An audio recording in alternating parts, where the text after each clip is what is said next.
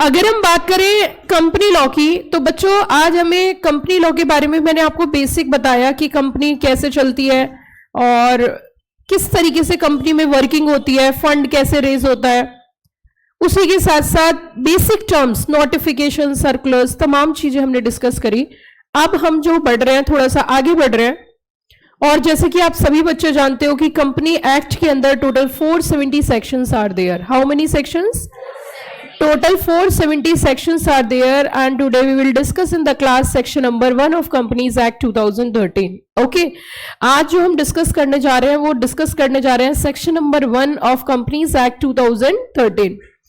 अगर हम section number 1 की बात करें तो भाई और बहनों आपको ये पता होना चाहिए किसी भी कानून का सेक्शन नंबर 1 जो है वो हमें दो बातें बताता है। पहली बात उसका नाम, दूसरी बात वो कहां कहां पर लागू है, और तीसरी बात वो किस दिन पिक्चर में आया। तीन चीजें क्या क्या? उसका नाम क्या है, उस कानून का नाम क्या है, वो कानून कहां कहां पर लागू होता है। लागू मतलब मैम क्या कहना चाहती हो आप? मैं ये कहना चाहती हूं हमें इसमें ये भी देखना है क्या कुछ ऐसे राज्य हैं जिनको स्पेशल दर्जा दिया गया है या उनके ऊपर वो कानून एप्लीकेबल नहीं होगा। उसी के साथ साथ ये कानून किस तारीख से, किस साल से इफेक्टिव किया गया, ये एक कॉमन सेक्शन है। आप किसी भी एक्ट की बात कर लीजिए, not even the companies act but you may go any act, either the CPC और whatever be the section 1 is a common section in every law. And उसमें सेक्शन 1 में बताता है applicability, short title, extend commencement and the effective date, किस दिन से लागू होता है और कहां पर लागू नहीं होता। जैसे कि आप सभी बच्चे जानते हो भारतीय संविधान के अंदर हमारे यहाँ पे जो है क्या हुआ था, अमेंडमेंट क्या हुआ था, जिसको हिंदी में अनुच्छेद कहते हैं। और आर्टिकल 370 के बाद अब जो है लगभग सभी कानून हर राज्य में एप्लीकेबल होते हैं, लेकिन इससे पहले जम्मू एंड कश्मीर को एग्जेम्प्ट किया गया था, बट अब उनका स्पेशल ट्रीटमेंट खत्म हो चुका है। तो ऑलमोस्ट सभी स्टेट्स के ऊपर हर एक एक्ट लगभग क्या किया जाता है, लागू किया जाता है, एप्लीकेबल किया जाता है। ओके बच्चों, अब हम पढ़ने जा रहे हैं सेक्शन नंबर 1, और सेक्शन 1 से अगर मैं बताऊं तो एक सीरीज है। अभी आज की क्लास में एक बार सेक्शन 1 से और लगभग 10 तक के सेक्शंस देख लेते हैं। सेक्शन 1 से लेके सेक्शन नंबर 10 में क्या क्या प्रोविजंस है, मैं आपके माइंड में एक सीरीज सेट कर देती हूँ, एक सीरीज, एक श्रृंखला, एक हायरार्की बना देती हूँ। सेक्शन 1 की जब हम बात करते हैं तो आप सभी बच्चे जानते हो सेक्शन नंबर 1 है शॉर्ट टाइटल, एक्सटेंड, कमेंसमेंट। अगर सेक्शन 2 की हम बात करें, सेक्शन 2 के अंदर हमारी होती है डेफिनेशंस। क्या होती है बच्चों?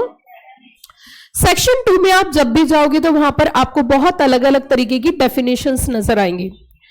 अगर हम कंपनीज एक्ट की बात करें तो कंपनीज एक्ट के अंदर टोटल 95 डेफिनेशंस आ देयर। तो सेक्शन 2 से के बाद क्लोज यूज करके लगभग 95 डेफिनेशन हमें कंपनी एक्ट के अंदर कवर करनी है। सेक्शन नंबर 3 की बात करें, सेक्शन 3 कंपनीज एक्ट का कहता है कि कंपनी अगर आपको स्टार्ट करनी है, अगर आप कंपनी स्टार्ट करना चाहते हो तो कम से कम कितने मेंबर्स की जरूरत होगी, मतलब मिनिमम मेंबर की जब भी बात होगी कंपनी स्टार्ट करने के लिए, तो हमें जाना पड़ेगा सेक्शन नंबर 3 में। कहां पे? सेक्शन नंबर 3 में।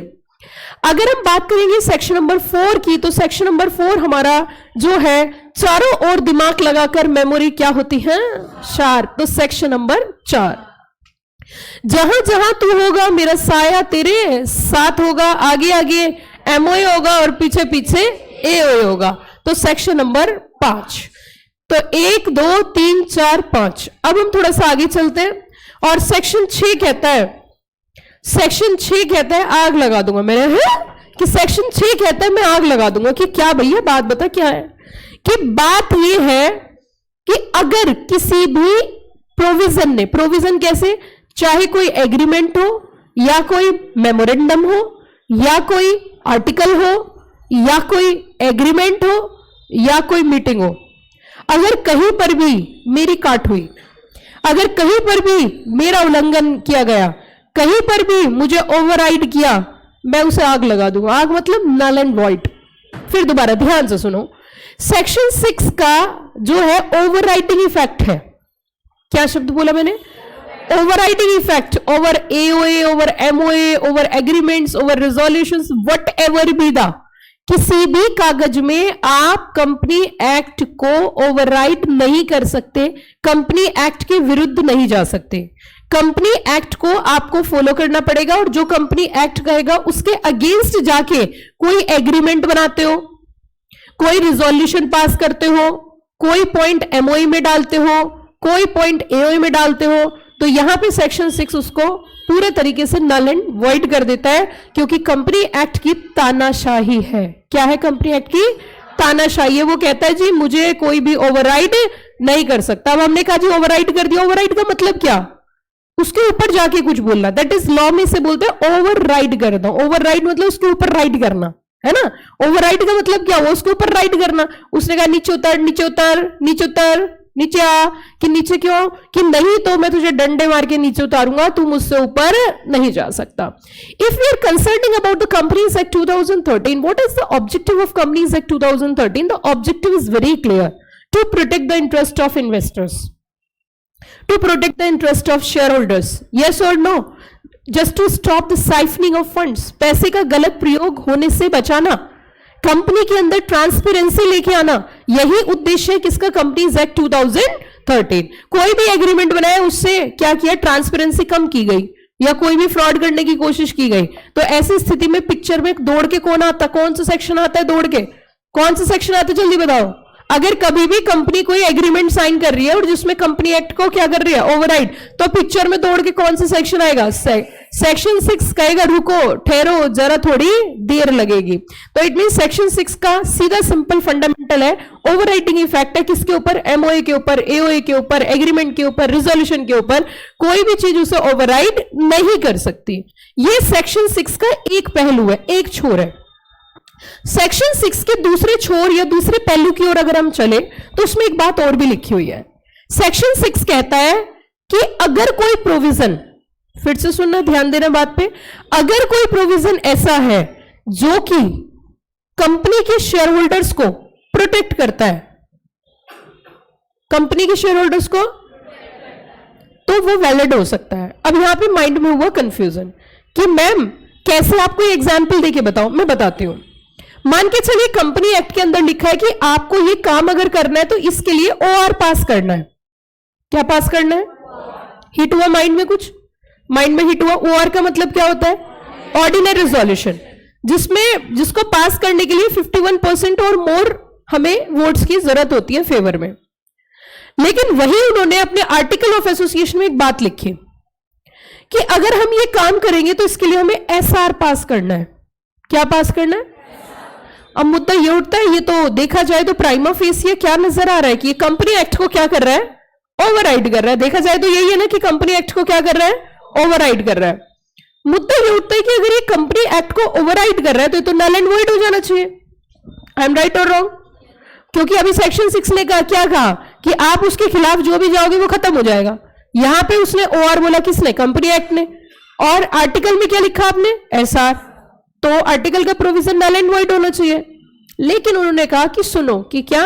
कि सुनो हुजूर, कि हाँ सुनाओ, कि अगर कोई भी ऐसा प्रोविजन है जो शेयर होल्डर्स को प्रोटेक्ट, एक्स्ट्रा प्रोटेक्ट कर रहा है, किससे ज्यादा? कंपनीज एक्ट से, तो वो वैलिड है। अब आप एक बात बताओ, कंपनी एक्ट तो आर कह रहा है, वो आर में कितने शेयर होल्डर्स की फेवर की जरूरत है? 51% और मोर, 50% से ज्यादा। लेकिन एसआर में कितने परसेंट जरूरत है? 3 टाइम्स इन फेवर। तो ये बताइए, इन्वॉल्वमेंट ज्यादा शेयर होल्डर्स का होगा, कम का होगा? ज्यादा का होगा। तो ज्यादा प्रोटेक्शन मिल रही है, कम प्रोटेक्शन मिल रही है? तो ऐसे प्रोविजन को वैलिड करार दे दिया जाएगा। बताइए मजा है सेक्शन 6 में? सेक्शन 6 एक तरफ कहता है कि वॉइड है और दूसरी तरफ कहता है वैलिड है, पर क्यों ये आपको पता है। चलो जी, 7 फेरों से बंधाइए जन्मों का बंधन। एक बार बोल दो जोर से। अब कुछ लड़कियां घूर के देख रही है, 7 फेरे कहां से? अभी 7 फेरों से बंधाइए जन्मों का बंधन। और यह है कंपनी का, आपका नहीं। तो कंपनी एक बार जब बन जाती है तो वो जन्म जन्म तक चलती है। कब तक चलती है? क्योंकि कंपनी की परपेचुअल सक्सेशन रहती है। क्या रहती है? इसीलिए कंपनी जन्म जन्मांतर तक चलती है, लंबे समय तक चलती है, बहुत टाइम तक चलती है। और उसके ऊपर किसी के आने से, किसी के जाने से, किसी के जीने से, किसी के मरने से कंपनी की सेहत पर कोई असर नहीं पड़ता। इसीलिए बच्चों ध्यान देना कि जब कंपनी की सेहत पे कोई असर नहीं पड़ता तो उसको जो इनकॉर्पोरेशन का प्रोसेस दिया गया है, that is to be mention under section 7। कहां पे दिया जरा बताना? कम ऑन रिप्लाई फर्स्ट कहा दिया है? अंडर सेक्शन 7 में दिया गया process of incorporation. What is the spelling of process? PROCESS. I'm right ना? How many words are used? 7. आप ऐसे भी याद कर सकते हो. जो सोफिस्टिकेटेड बच्चे हैं वो प्रोसेस से याद कर सकते हैं. जो मजे वाले बच्चे हैं वो याद कर सकते हैं 7 फेरों से बंधा ये जन्मों का बंधन. क्लियर? You all clear? हाँ जी बच्चों, समझ में आया? चलिए तो चलते हैं अब आगे. कि आगे कहां ये लड़कियां देखो गोलगप्पे खा के आई हैं. अब आगे कहां चलेंगे बच्चों बताइए? सेक्शन नंबर 8 की ओर. कहां चलेंगे जरा बताना? सेक्शन नंबर 8 की ओर. तो अगर जब हम सेक्शन 8 की ओर जाते हैं तो भाई और बहनों, सेक्शन 8 बोले तो स्वर्ग का कौन सा गेट जरा बताना? सेक्शन 8 के अंदर दी गई है नॉन प्रॉफिट ऑर्गेनाइजेशंस या एनजीओ जिसे बोलते हैं, या एनपीओ जिसे बोलते हैं, या सेक्शन 8 कंपनी जिसे बोलते हैं. मैम जी हमें कंफ्यूजन हो रहा है. मैंने कहा क्या? कि मैम जी कंफ्यूजन ये हो रहा है जैसे कि आपने कहा कि सेक्शन 8 कंपनी की आप बात कर रहे हो. मैंने कहा हाँ जी सेक्शन 8 कंपनी की बात कर रहे हैं. तो मैम ये जो सेक्शन 8 कंपनी होती है जैसे कि आप बता रहे हो, तो मैम इसमें क्या प्रॉफिट नहीं होते हैं या इसे एनजीओ बोलते हैं? या एक बात बताओ, इसका नाम सेक्शन 8 क्यों पड़ा? हमारे दिमाग में क्वेश्चन चल रहा है. मैंने कहा बोलो कि मैम इसका नाम सेक्शन 8 क्यों बोला जाता है किसी के पास जवाब? है किसी के पास जवाब कि इसे सेक्शन 8 क्यों बोला जाता है? है किसी के पास जवाब सेक्शन 8 क्यों बोला जाता है? नहीं है. हमारे पास जवाब है. सुनिए ध्यान से. सेक्शन, ये कंपनी दूसरी कंपनी से बहुत अलग है. वैसे इसे क्या बोलते हैं? सेक्शन 8 कंपनी, या क्या बोल सकते हो एनजीओ, या क्या बोल सकते हो एनपीओ. मैम जी एक बात बताइए, दूसरी कंपनियों से अलग कैसे है? मैंने कहा बेटा जी दूसरी कंपनी से अलग इसलिए है क्योंकि यहां पर जो प्रॉफिट्स होते हैं, प्रॉफिट यहां भी होते हैं लेकिन उन प्रॉफिट का डिस्ट्रीब्यूशन नहीं होता. वो profit as it is company के बिजनेस के लिए इन्वेस्ट कर दिए जाते हैं. लेकिन इसी वजह से सेक्शन 8 कंपनी को सेंट्रल गवर्नमेंट की तरफ से, इनकम टैक्स ऑफिसर की तरफ से, चैरिटी कमिश्नर की तरफ से तमाम छूट दी जाती है क्योंकि वो समाज सेवा में लिप्त है, लीन है. लेकिन जो सेक्शन 8 है, सेक्शन 8 से एनपीओ का एक खास कनेक्शन इसलिए है कि सेक्शन 8 के अंदर प्रोसेस दे रखा है. सेक्शन 8 के अंदर प्रोसेस दे रखा है कि किस तरीके से सेक्शन 8 कंपनी बनती है. और यह दूसरी कंपनियों से इस तरीके से अलग है कि दूसरी कंपनीज को लाइसेंस लेने की जरूरत नहीं पड़ती, सिर्फ रजिस्ट्रेशन कराने की जरूरत पड़ती है. परंतु वहीं अगर हम सेक्शन 8 कंपनी की बात करें तो इनको लाइसेंसिंग रिक्वायरमेंट है. इन्हें लाइसेंस लेना पड़ता है. कि लाइसेंस किससे? लाइसेंस लेना पड़ता है सेंट्रल गवर्नमेंट से, और सेंट्रल गवर्नमेंट ने अपनी पावर डेलीगेट कर रखी है आरओसी को. इट मींस लाइसेंस लेंगे फिर रजिस्ट्रेशन होगा. तो वो लाइसेंसिंग का जो प्रोसेस दे रखा है वो कहां दे रखा है? सेक्शन नंबर 8 के अंदर. इसीलिए इसका नाम पड़ गया है क्या? सेक्शन 8. अगर मैं आपसे कुछ साल पहले आपको ले जाऊं, लगभग 12, 14, 15, 16 साल पीछे हम चले कंपनीज एक्ट में, तो कंपनीज एक्ट 1956 इंडिया में लागू था. तो उसके अंदर सेक्शन 25 था. सेक्शन 25 के तहत कंपनी बनती थी तो उसे सेक्शन 25 कंपनी बोलते थे. क्या बोलते थे? Section 25 company. और इसे अब क्या बोलते हैं? Section 8 company. लो मैंने आपको पुरानी हिस्ट्री भी बता दी, पुराना बैकग्राउंड भी बता दिया. तो यहां आके हमारा सेक्शन 8 आ जाता है. ठीक है. तो अभी हमने जैसे अगर हम सीक्वेंस की बात करें तो section number 1, 2, 3, 4, 5, 6, 7, 8. Are you clear? Section 8 तक बात समझ में आई. अब हम पढ़ेंगे सेक्शन नंबर 1. और सेक्शन नंबर 1 पढ़ने से पहले, सेक्शन नंबर 1 पढ़ने से पहले हमें कुछ और बातें भी पढ़नी है. सेक्शन नंबर 1 पढ़ने से पहले हमें कुछ और बातें भी पढ़नी है. ये कुछ कहना चाह रहा है. हमने कहा जी कहो क्या कहना चाहते हो? एप्लीकेबिलिटी की हम यहां बात करेंगे. Applicability of companies act 2013 and की कॉन्सेप्ट्स. अच्छा, बताओ बच्चों सेक्शन 1 क्या कहता है? नेम, एप्लीकेबिलिटी लागू कहां होता है और किस तारीख से ये इफेक्टिव हुआ. तो देखिए सेक्शन 1 कह रहा है जी मुझे कुछ कहना है. हमने कहा जी कह दो ना, कह दो. कहता है अकॉर्डिंग टू सेक्शन नंबर 1. किसके तहत बताया इन्होंने? According to section number 1. क्या कहा? Companies act 2013. मैं आपसे यहां एक प्रश्न पूछना चाहती हूं और मेरा प्रश्न यह है कि कंपनीज क्यों लिखा इन्होंने? कंपनीज मतलब क्या? कंपनीज मतलब क्या? क्या कंपनीज का मतलब क्या कहा इन्होंने? जैसे कि सभी मतलब कौन सी? नीली कंपनी, पीली कंपनी, काली कंपनी, सभी कंपनीज का मतलब क्या है? Private company, public company. अच्छा एक क्वेश्चन पूछो आपसे, रेडी हो? पूछ लो क्वेश्चन। हाँ मैम पूछ लो, बहुत इंटेलिजेंट हम। अच्छा आप मुझे बताइए, क्या आपके हिसाब से जो कंपनीज एक्ट 2013 है ये सिर्फ उन कंपनीज पे लागू होता होगा जो कंपनी एक्ट के तहत बनी है, कि कोई और कंपनीज पे भी लग जाता होगा? सोचो, पहले सोचना है, सोचने के बाद जवाब देना है। मैंने कहा ये जो कंपनीज एक्ट 2013 है, क्या ये उन कंपनी को चलाता है जो इसके तहत बनी है, कोई अदर कंपनीज के लिए भी एक काम चला देता है? अदर कंपनीज जैसे कि, ठीक है, मैंने कहा 1956 वाली हो गई, 2013 वाली हो गई, क्या इसके अलावा भी कुछ और कंपनीज होती हैं? क्या इसके अलावा भी कुछ और कंपनीज होती हैं? बोलो बच्चों, क्या इसके अलावा भी कुछ और कंपनीज होती है? हाथ उठाओ। कंपनी एक्ट के तहत जो कंपनी बनी वो तो है, क्या इसके अलावा भी कोई और कंपनीज होती हैं? जी जी बोलिए, जी बोलिए, जनता जवाब मांगती है। क्या कंपनी एक्ट के तहत के अलावा भी कोई और कंपनीज होती हैं? जवाब दो, कसम है तुम्हें। किसकी? सीएस की। जवाब दो अगर पता है तो। क्या इसके अलावा भी कुछ और कंपनीज होती हैं? हाँ जी बच्चों, क्या इसके अलावा भी कुछ और कंपनीज होती हैं? मैम जो हमें क्या पता, हमें पता होता तो मैम हम यही होते, हम भी पढ़ा रहे होते। अच्छा जी ठीक है जी, कोई बात नहीं, मैं कॉन्सेप्ट क्लियर कर देती हूं। सबसे पहले हम कंपनी का मीनिंग समझेंगे। अभी तक आप कंपनी समझते हो कि वो कंपनी जो कंपनी एक्ट 2013 में बनी है, परंतु ऐसा नहीं है। Company is an association of person. पहले कंपनी का मीनिंग समझो। कंपनी जो बनी है वो दो शब्दों को मिलाकर बनी है, और वो दो शब्द है बच्चों कम प्लस पनीस। क्या बोला मैंने, जरा बताना। कम प्लस क्या है? कम प्लस क्या है? पनीस। तो is equals to company. Com plus पनीस is equals to company. Com का मतलब यहां पे क्या है? कम का मतलब यहां पे क्या है, बताओ जल्दी से जी।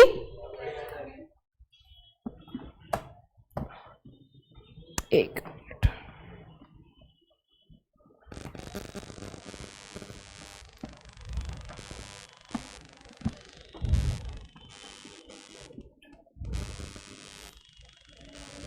हाँ जी बच्चों बताओ। कम का मतलब यहां पे क्या है? Coming together. और पनीस का मतलब?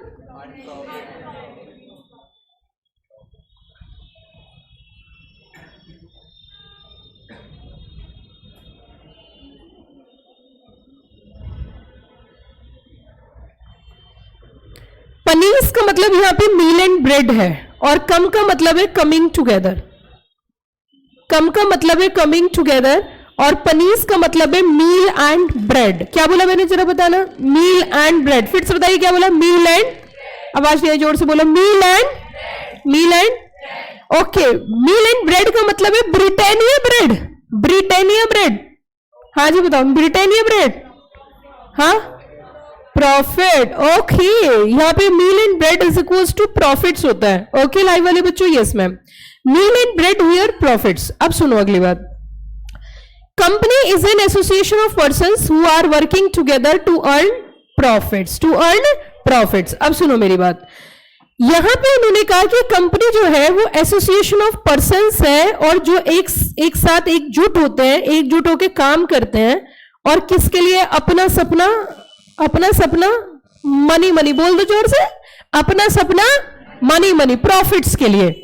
परंतु मेरा क्वेश्चन आपसे यह है, फिर सेक्शन 8 कंपनी क्या इसमें आएगी या नहीं आएगी? क्या सेक्शन 8 कंपनी इसमें कवर होंगी? बताओ बच्चों, क्या सेक्शन 8 कंपनी आएंगी या नहीं आएंगी? क्या सेक्शन 8 कंपनी इसमें कवर होंगी? हाउ मेनी स्टूडेंट से यस मैम? कॉन्सेप्ट क्लियर करना है, एक्सपर्ट बनना है आपको। अच्छा, लेकिन यहाँ तो एक वर्ड यूज किया है, टू अर्न प्रॉफिट्स, और वो तो नॉन प्रॉफिट ऑर्गेनाइजेशन होती है। अपना जवाब अपने पास रखना, मैं बस टेस्ट करना चाहती हूँ। हाँ यस, कम ऑन रिप्लाई।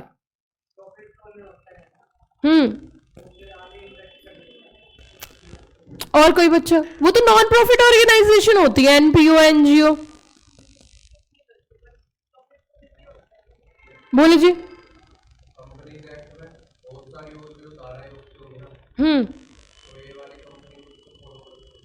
अच्छा, और कोई बच्चा? मेरा क्वेश्चन ये है कि सेक्शन 8 कंपनी जो है, क्या वो यहां पे कवर होगी या नहीं होगी? एकदम साफ क्वेश्चन और साफ आंसर। यहां पे अभी मुझे कुछ बच्चों ने रिप्लाई करे।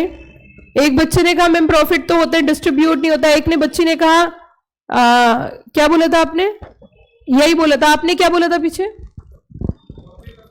री इन्वेस्ट करते हैं। और कोई कुछ कहना चाहता है? और कोई कुछ कहना चाहता है? ताली बजाओ इन बच्चों के लिए जोरदार। बिल्कुल सही बोला इन्होंने, कम ऑन फास्ट, जल्दी। बहुत अच्छा जवाब। ऐसे ताली बजाओगे? ऐसे? तुम्हारे लिए भी फिर जोरदार तालियां बजाइए, जोरदार। बहुत अच्छे। जब बच्चा सिंसियर होके पढ़ता है क्लास में, ये क्वेश्चन इंटरव्यू में पूछा जाता है। जब आप सीएस की इंडस्ट्रियल ट्रेनिंग के लिए after qualifying CS executive you entering into CS professional और qualifying CS, after qualifying CS you go for interview for your training. तो वहां पे इस तरीके के क्वेश्चन पूछे जाते हैं। लेकिन अगर आपका बेस बहुत अच्छा है, आपका बेस स्ट्रांग है, तो आपको कोई हिला नहीं सकता। मैंने अभी आपको बताया था प्रॉफिट्स तो वहां पर भी होते हैं, लेकिन प्रॉफिट्स का डिस्ट्रीब्यूशन नहीं होता है।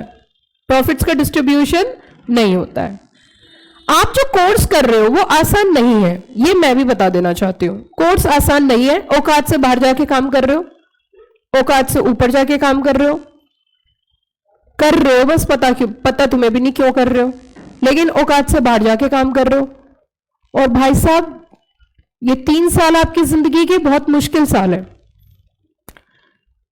अगर अब देखो, एक तो ऐसे बच्चे होते हैं जो गॉड गिफ्टेड है। गॉड गिफ्टेड मतलब जिनके पास दिमाग ज्यादा है, जो क्लास बचपन से फर्स्ट आए हैं, बहुत अच्छे हैं पढ़ने में, बोलते ही याद हो जाता है, चाणक्य जैसे बच्चे हैं। कुछ बच्चे ऐसे हैं जो थोड़े से कमजोर दिल के हैं, और दिमाग के नहीं, दिल के कमजोर हैं। अब वो दिल के कमजोर कैसे? दिमाग के तेज और दिल के कमजोर। ऐसे बच्चे बहुत खतरनाक होते हैं। ऐसे बच्चों का जीवन में कुछ नहीं होता। दिल के कमजोर, दिमाग के तेज, तो वो दिल का ज्यादा यूज करते हैं, दिमाग का कम करते हैं। पढ़ने में बहुत होनहार है, लेकिन दोस्त का फोन आ गया, भाई मर गया मैं तो, नट लेके आ जा, तुरंत पहुंच गया डक डक डक करता हुआ, ले जी होगी पढ़ाई। तो दिमाग से तेज है लेकिन दिल से कमजोर है। कुछ बच्चे ऐसे होते हैं जो दिमाग से कमजोर है, दिल के मजबूत है, हमारे जैसे दिमाग से कमजोर और दिल से मजबूत। किसी का फोन आया, जी मर रहे हैं, जी मर जाओ, फिर देखेंगे एग्जाम के बाद। जी रहे हैं तो जी जाओ, शादी है जी हो जाने दो, फंक्शन है जी हो जाने दो, ये हो रहा है जी हो जाने दो, बीमार है जी डॉक्टर के जाओ, हम क्या डॉक्टर है।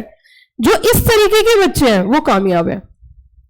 अब मुद्दा ये उठता है, कुछ बच्चे कहते हैं जी मैं पढ़ता बहुत हूं पर मुझे याद नहीं होता। देखो मैं आपको एक बात बताना चाहती हूँ, जैसे मैं आप सभी बच्चों की अगर बात करूं तो आपके पास दिमाग है।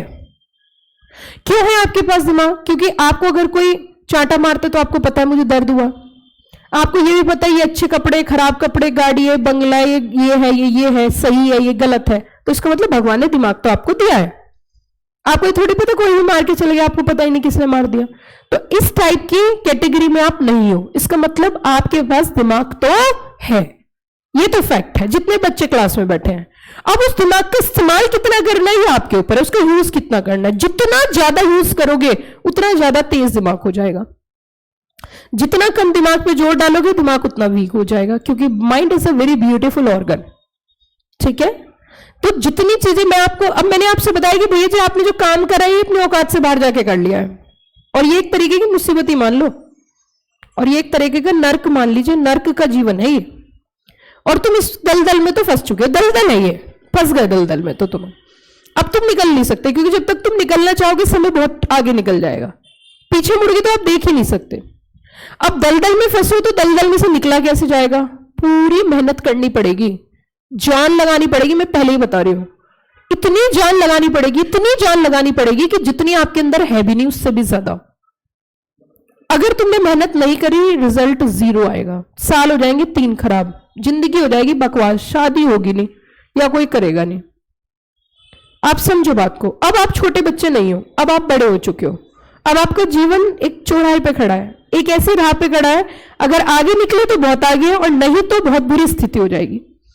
क्योंकि अगर आपने 3 साल अपने खराब कर दिए और तुम्हारी ग्रेजुएशन हो गई खाली, तो खाली ग्रेजुएशन से कुछ होना जाना है नहीं। और उसके बाद 3 साल के बाद तुम्हारे ऊपर सामाजिक प्रेशर बहुत ज्यादा आएगा, फैमिली प्रेशर बहुत ज्यादा आएगा और मजबूरी में तुम्हें जॉब करनी पड़ेगी और जॉब मिलेगी 20,000 की। और 20,000 रुपए से बिना डिग्री के पूरे एफर्ट्स लगाओगे, पूरी जान लगाओगे, सुबह से शाम तक काम करोगे, करते जाओगे, मैक्स टू मैक्स 80,000 सैलरी हो सकती है। बहुत एक्स्ट्रा एफर्ट्स लगाओगे 1 लाख सैलरी हो सकती है, उससे 1 रुपया भी ऊपर नहीं होगा, कितनी भी जान लगा लेना। अगर डिग्री नहीं है 1 लाख रुपए में दिल्ली जैसे शहर में कैसी जिंदगी आप जी सकते हो, आप सोच भी नहीं सकते। कैसी भी नहीं, कैसी भी नहीं, कुछ भी नहीं, ना के बराबर। क्योंकि किसी भी अच्छी सोसाइटी में अगर फ्लैट भी लोगे तो उसकी ईएमआई कम से कम 55-60 हजार होती है, 50 हजार होती है। बच्चों को स्कूल में भी पढ़ाओगे तो कम से कम 10 से 15 हजार एक बच्चे का खर्चा होता है, प्रोवाइडेड बच्चे 2 हैं या 4 हैं, कितने वो तो आगे डिसाइड होता है। लेकिन 30-40 हजार बच्चों पे भी खर्च करना पड़ता है। किसी कंपनी में जॉब करने जाओगे, काम करने जाओगे, 3 से 4 हजार 5 हजार से ज्यादा आपका आने जाने का खर्चा होगा, आपका फोन का खर्चा होगा। तो 1 लाख रुपए में अगर आप जीवन जीना चाहते हो तो जी सकते नहीं हो। जीना तो पड़ता ही है देखो, लेकिन एक लग्जरी लाइफ चाहते हो, एक अच्छी जिंदगी चाहते हो, एक लाविश लाइफ चाहते हो, तो उसके लिए आपको 1 महीने में कम से कम 2.5 से 3 lakh is equal to 5 lakh rupees का फायदा होगा। कैसे? जब आप कंपनी सेक्रेटरी बन जाओगे तो आप एक अच्छी, आपकी अर्निंग बहुत अच्छी होगी और आपके साथ वाले और वाली की भी अर्निंग अच्छी होगी, तो डुअल एडवांटेज हो जाएगा ना। नहीं समझ में आया क्या होगी, बताना जरा। डुअल एडवांटेज, 2.5 लाख तुम कमा रहे हो, 2.5 लाख बीवी कमा रही है, 2.5 लाख बीवी कमा रही है, 2.5 लाख हस्बैंड कमा रहा है, तो टोटल इनकम कितनी हो गई? 5 लाख। अब तुम जिंदगी सही जी सकते हो, इससे कम तो कमी है। और even if you are entering into your own practice in your own business, then sky is the limit.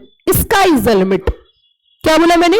Sky is the limit. बस जरूरत है 3 साल मेहनत करने की, उसके बाद मुझे तुम्हें इस साल समझाना, अगले साल मुझे समझाने की भी जरूरत नहीं है। समझो बच्चों, तुम यहां क्यों बैठे हो? तुम एक ऐसी जगह बैठे हो जहां से आपका जीवन ब्यूटीफुल होना है। गोल्डन टाइम आने वाला है, आपका टाइम आने वाला है। समझ रहे हो मेरी बात? चलो तो आओ वापस। हमने यहां पे कहा company is an association of persons who are working together to earn profits.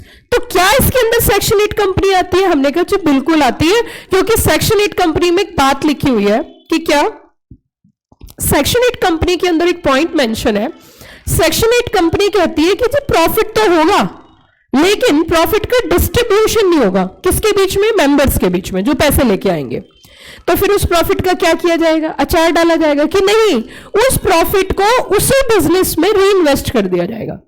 मतलब कंपनी से बाहर पैसा नहीं जाएगा। जैसे स्कूल खोल लिया, स्कूल के लिए आपने सेक्शन 8 कंपनी बनाई, तो स्कूल में जो प्रॉफिट होगा वो सेम एक्टिविटी में री इन्वेस्ट होगा, जैसे कंस्ट्रक्शन ऑफ बिल्डिंग या कोई नई लैंड एक्विजिशन करना। मतलब स्कूल के लिए ही काम करना पड़ेगा, प्रॉफिट का वितरण, प्रॉफिट का डिस्ट्रीब्यूशन भाई और बहनों नहीं होगा। क्या ये बात क्लियर होगी? चलिए जी, तो अच्छे तो अब हम चलते हैं। हमने आगे पढ़ा कि पर्सन्स का मतलब क्या है। यहां एक शब्द यूज हुआ पर्सन्स। तो what do you mean by the persons here? किसे कहना चाहते हो पर्सन्स? क्या होगा पर्सन्स?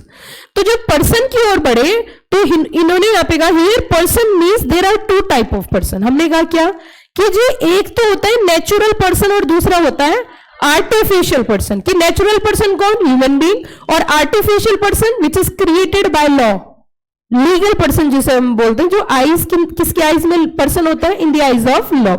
For example company. यहां आकर हम रुके, और यहां आकर जब हम रुके तो हमने यहां पे एक बात पढ़ी। अब आ जाओ जल्दी से, जो चीजें मैं आपकी डेवलप कर रही हूं ना वो आपके काम आएंगी। बताओ मेरे प्यारे प्यारे बच्चों, मैं तो भूल गई, हो मैं तो भूल गई, सेक्शन 3 में क्या था? सेक्शन 3 क्या कहता है? Minimum members. और जब सारे मेंबर एक साथ जुड़ते हैं तभी तो कंपनी बनती है। यस और नो? तो क्या मेंबर आर्टिफिशियल पर्सन भी हो सकता है? मेंबर आर्टिफिशियल पर्सन हो सकते हैं? हाउ मेनी स्टूडेंट से हो सकते हैं? मेंबर एसोसिएशन ऑफ पर्सन का मतलब क्या? जो कंपनी के साथ एसोसिएट हो रहे हैं, जो कंपनी के साथ जुड़ रहे हैं। तो क्या मेंबर आर्टिफिशियल पर्सन हो सकता है? सुनो सुनो मेरी बात, धीरे धीरे देखो, हमें ना स्टेप बाय स्टेप, पहले ही बताओ, मजा आ रहा है पढ़ने में? आ रहा है मजा? अच्छा पढ़ा रही हूं मैं? थैंक यू बोलो, वेलकम। ओके, चलिए आइए वापस आइए। हमने यहां पे कहा कि जो पर्सन है, ये पर्सन का मीनिंग हमने समझा आर्टिफिशियल पर्सन और नेचुरल पर्सन। मैंने इसको कनेक्ट कर दिया। मैंने कहा सेक्शन 3 से इसे हमें लिंकिंग सीखनी है। क्या बोला मैंने? लिंकिंग। मेरा उद्देश्य सिर्फ यही है कि क्लास में जितनी देर आप बैठो उसको लिंकअप कर दो, चीजों को लिंकिंग करनी हमें आनी चाहिए। लिंकअप अगर हमारा अच्छा होता है, लिंकिंग हमारी अच्छी होती है, तो हमें लॉ में पढ़ने में और पढ़ाने में बहुत मजा आता है। तो अब मैंने इसे सेक्शन 3 से कनेक्ट करने की कोशिश करी। सेक्शन 3 ने हमें क्या बोला था? सेक्शन 3 कहते हैं मिनिमम नंबर ऑफ मेंबर्स। हमने कहा कि जब मेंबर्स कंपनी से जुड़ेंगे तभी तो कंपनी के साथ एसोसिएट होंगे। अरे मेंबर्स कौन होते हैं? जो कंपनी को पैसा देते हैं, जिसे हम शेयर होल्डर्स बोलते हैं। क्या बोलते हैं? अभी मेंबर और शेयर होल्डर के बीच में अंतर नहीं समझा रही, आगे चल के समझाऊंगी, लेकिन अभी के लिए बस इतना समझो कि जो लोग पैसा लेके आते हैं, तो क्या एक कंपनी भी दूसरी कंपनी में मेंबर हो सकती है? इतनी जल्दी ऐसे बोल दोगे? क्या एक कंपनी भी दूसरी कंपनी में मेंबर हो सकती है? कैसे? तो एसोसिएट पर्सन में आ रही है क्या कंपनी? क्योंकि इन्होंने कहा एसोसिएशन ऑफ पर्संस, और पर्सन की डेफिनेशन जब देखी तो आर्टिफिशियल पर्सन प्लस साथ में क्या बोला? Natural person. तो हमने कहा भाई और बहनों, एक कंपनी दूसरी कंपनी में मेंबर बन सकती है। एक तो वो पर्सन में कवर हो रहा है, और दूसरी बात, अब मैं आपको लिंक कर रही हूं इंडियन कॉन्ट्रैक्ट एक्ट 1872 से। मैम जी भगवान की कसम पढ़ानी है, कोई बात नहीं। इंडियन कॉन्ट्रैक्ट एक्ट 1872 की सेक्शन नंबर 11, धारा नंबर 11 क्या कहती है? वो कहती है every person is capable to enter into contract. फिर से सुनो, every person is capable to enter into contract. हमने कहा जी हमें तो बिल्कुल दिमाग की बत्ती हिल गई हमारी। तो कभी तो आप सेक्शन 3 की बात करती हो, कभी आप सेक्शन 11 कॉन्ट्रैक्ट, यही तो इसी चीज के तो पैसे है, नहीं तो हम भी आप ही के जैसे, आप भी हमारे जैसे ही हो। तो सुनो, अब section number 11 Indian contract act 1872 एक पॉइंट कहता है every person is capable to enter into contract who is of sound mind, major and not disqualified by any law. हमने कहा हमें सिर्फ ये समझना है कि एक कंपनी दूसरी कंपनी में किस तरीके से शेयर होल्ड कर सकती है, यह मेंबर बन सकती है नहीं बन सकती। Answer is yes. पर क्यों? क्योंकि एक तो पर्सन में दोनों चीजें कवर हो रही है और कंपनी एक आर्टिफिशियल पर्सन है। दूसरी बात, सेक्शन 11 कॉन्ट्रैक्ट की बात करता है, हर वो व्यक्ति कॉन्ट्रैक्ट कर सकता है। पर्सन का मतलब दोनों पर्सन है, आर्टिफिशियल भी और नेचुरल पर्सन। इसका मतलब यहां से एक पॉइंट सामने आया कि कंपनी भी कॉन्ट्रैक्ट कर सकती है। लेकिन मुद्दा यह उठता है कि जब कंपनी कॉन्ट्रैक्ट करेगी, जब एक कॉन्ट्रैक्ट करेगी तो कंपनी से कैसे कॉन्ट्रैक्ट कर रही है? अब यहां पे लिंक करिए। जब भी कभी कोई व्यक्ति कंपनी से शेयर्स परचेज करता है तो वो एक कॉन्ट्रैक्ट होता है। क्यों? क्योंकि कॉन्ट्रैक्ट में क्या होती है? क्या होती है कॉन्ट्रैक्ट के अंदर? ऑब्लिगेशंस। क्या होती है? दोनों पार्टीज की ऑब्लिगेशन होती है ना। तो कंपनी की ऑब्लिगेशन क्या है? शेयर देना। और शेयर होल्डर की ऑब्लिगेशन क्या है? पैसा देना। यस और नो? तो इसका मतलब धीरे धीरे स्टेप बाय स्टेप चलेंगे। हमने कहा क्या एक कंपनी में शेयर होल्ड करना कॉन्ट्रैक्ट है? अब पीछे से लेके चल रही हूं, यस और नो बोलना है सिर्फ आपको। क्या एक कंपनी में शेयर होल्ड करना कॉन्ट्रैक्ट है? क्या कंपनी शेयर होल्डर के साथ कॉन्ट्रैक्ट करती है? क्या दोनों पार्टीज की ऑब्लिगेशन क्रिएट होती है? क्या कंपनी जो है इसमें शेयर देने के लिए बाउंड होती है? क्या शेयर होल्डर की ऑब्लिगेशन होती है पैसा देना? एक पार्टी का राइट होता है, दूसरी पार्टी की ऑब्लिगेशन होती है। तो सेक्शन 3 कहता है बिना मेंबर की कंपनी नहीं चल सकती। हमने कहा तो जब एक कंपनी दूसरी कंपनी में शेयर होल्ड करेगी तो वो मेंबर बन जाएगी। तो एक कंपनी दूसरी कंपनी में मेंबर बन सकती है। परमिशन किसने दी? सेक्शन नंबर 11 ने। सेक्शन 11 ने क्या कहा? हर पर्सन कॉन्ट्रैक्ट कर सकता है। पर्सन बोले तो artificial person as well as natural person. तो इसका लॉजिक क्लियर हो गया। पर्सन मतलब क्या? Artificial person as well as natural person. अब आगे बढ़ते हैं। मैंने आपसे एक क्वेश्चन पूछा था, मैंने कहा था ये बताओ क्या कंपनी सिर्फ वही कंपनी है जो कंपनी एक्ट के तहत बनी है, क्या इसके अलावा?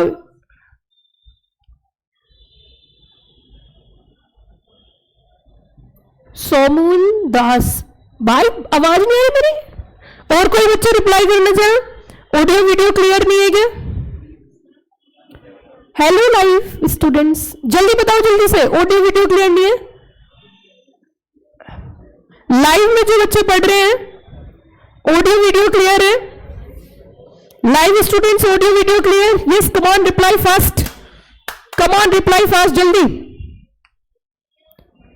मैम हम नए बच्चे, हमें लिखना नहीं होता।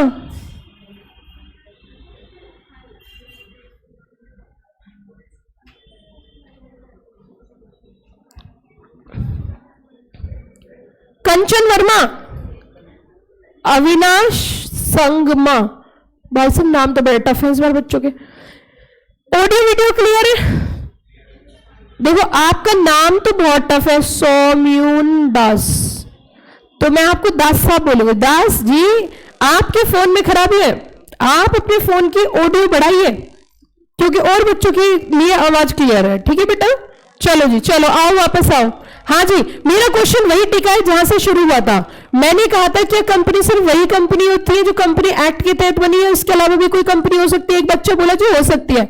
मैंने कहा कौन सी वाली? कि कंपनी एक 1956 वाले। कौन सी वाली कंपनी? एक 1956 वाली। मैंने कहा ये तो जुलम हो गई, जुलम, इसके अलावा कोई और कंपनी नहीं होती?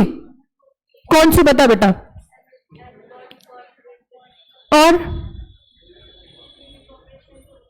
और फर्म्स, और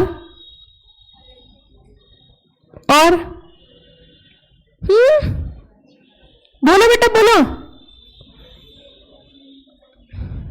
बताइए जल्दी से। पहली बात तो पढ़ने में दिमाग लगा लो ढंग से, इसको दिमाग को खाली कर लो। खाली मतलब जितना भी दिमाग में तुम्हारी बेफालतू की चीजें ना घर में डस्टबिन में डाल के आया करो, तो समझ सकते हो, नहीं तो समझ नहीं सकते। इतने परसेंट रिजल्ट आता है, कभी इतने परसेंट आता है, कभी इतने परसेंट आता है, मतलब 100 में से 95 बच्चे, मामला साफ साफ, इतने परसेंट आता है। तो मेहनत करनी पड़ेगी, पहले दिन से ही बता रही हो। अगर इसमें आना चाहते हो, 5% तो बहुत ज्यादा, आपको तो एक ही देखो, अगर 5 बच्चे क्लियर हो रहे हैं तो आप तो अकेले ही हो, 5 में से आप तो होंगे ही। मैम इतनी हवाबाजी कैसे होनी चाहिए? बिना हवाबाजी के तो कुछ भी नहीं है। नहीं, एक बार मेरी एक रिलेटिव है, मैं उनकी उस टाइम में मैं बहुत छोटी थी, तो उन्होंने MBBS क्वालिफाई कर लिया था और वो एम्स में एग्जाम दे रही थी। तो एम्स के अंदर 2 सीट थी उस समय डॉक्टर के लिए। मैंने कहा यार दीदी फालतू में, मुझसे काफी सीनियर है, मैंने कहा आप फालतू में स्ट्रेस ले रही हो, बच्चे तो होते ही ऐसे। 2 सीट है, उस समय 8th क्लास में थी मैं, 2 सीटें और आप एग्जाम की तैयारी, क्या मतलब इतनी मेहनत करने का? उन्होंने कहा 2 है ना, मुझे तो 1 ही चाहिए। मैंने कहा यार या तो ये हवाबाजी ज्यादा है या ये इंटेलिजेंट ज्यादा है, ये तो खुले में बेइज्जती हो गई। उनका सीट 2 ही है, इतने सारे बच्चे एग्जाम देंगे, आप क्यों स्ट्रेस ले रही हो? वैसे प्राइवेट डॉक्टर बन जाओ यार। कह रही मुझे तो सिर्फ 1 ही सीट चाहिए, और वो आज एम्स में डॉक्टर है, 2 में से 1 में उनका सिलेक्शन हो गया। ये होता है कॉन्फिडेंस। बस वहीं से मेरे अंदर कॉन्फिडेंस आ गया, कुछ भी बोल दो, जो भी है ना, बोल दो, जो होगा देखा जाएगा, या तो हो ही जाएगा, नहीं होगा तो फिर देख लेंगे बाद में। तो कॉन्फिडेंस अच्छा था काफी। एक बार मैं प्लेयर का नाम तो भूल गई हूँ, सचिन तेंदुलकर जी का मैं पढ़ रही थी, लेख पढ़ रही थी, तो उनको कोई एक प्लेयर था, बॉलर था फॉरेन का, वो बार बार आता था और उन्हें आउट कर देता था। जब भी वो आया उसने आते ही आउट कर दिया सचिन को।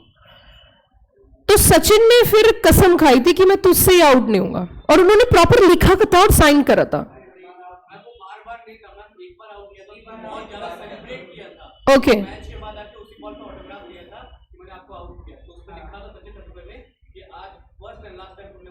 ऐसे कुछ लड़कों को थोड़ी ज्यादा ज्ञान होता है, क्योंकि ये तो खाना खा रहे हैं और मैच देख रहे हैं, हम सोच रहे नया आ रहा है कि नहीं पुराना आ रहा है, तो वो उनके पास होती है नॉलेज। तो इट मींस ऐसे कुछ था। तो सचिन ने ये बात लिखी थी कि मैं अब कभी भी इसकी बॉल से आउट है, और वो कभी आउट नहीं हुए। तो देखो आपके अंदर भी कॉन्फिडेंस होना चाहिए। कॉन्फिडेंस कैसा? हवाबाजी का कॉन्फिडेंस थोड़ा बहुत चलता है और होना भी चाहिए। हवाबाजी के साथ थोड़ी मेहनत भी कर लोगे तो निकल जाएगा। 5% रिजल्ट आते तो कोई बड़ी बात नहीं है, आपका रिजल्ट आना चाहिए, दैट्स इट। उसके पीछे लेकिन थोड़ी मेहनत करनी पड़ती है, एफर्ट्स लगाने पड़ते हैं। खुश रहिए, मस्त रहिए और काम करते रहिए, क्योंकि कुछ नहीं है जीवन में। आप कैसे 18 साल के हो गए आपको खुद नहीं पता, और कैसे आप 28 साल के हो जाएंगे आपको पता चलेगा नहीं। और 28 साल के बाद जब आप 38 साल के होंगे तो लगेगा 38 के हो गए। कोई बोलेगा आपको अंकल, तो आपको शौक लगेगा, अंकल यार अंकल कैसे बोल दिया, अभी तो मैं बच्चा था। तो फीलिंग आएगी कि अब अंकल आंटी टाइप हो गए हैं। 38 साल के बाद जब 48 साल में पहुंच जाएंगे तो सोचेंगे यार अब जाए कहां, है ना, अब तो हमारी जरूरत ही खत्म हो गई। और 48 साल के बाद जब 58 साल में पहुंचते हैं तो जहां भी कथा होती है बच्चे कहते हैं कथा में चले जाओ, कथा में चले जाओ, है ना। तो 58 साल के बाद जो 68 साल के होते तो भगवान से कहते हैं यार जुगाड़ कर ले, बुला ले यार, क्या करें हम, नीचे कुछ काम नहीं बचा, बुला ले।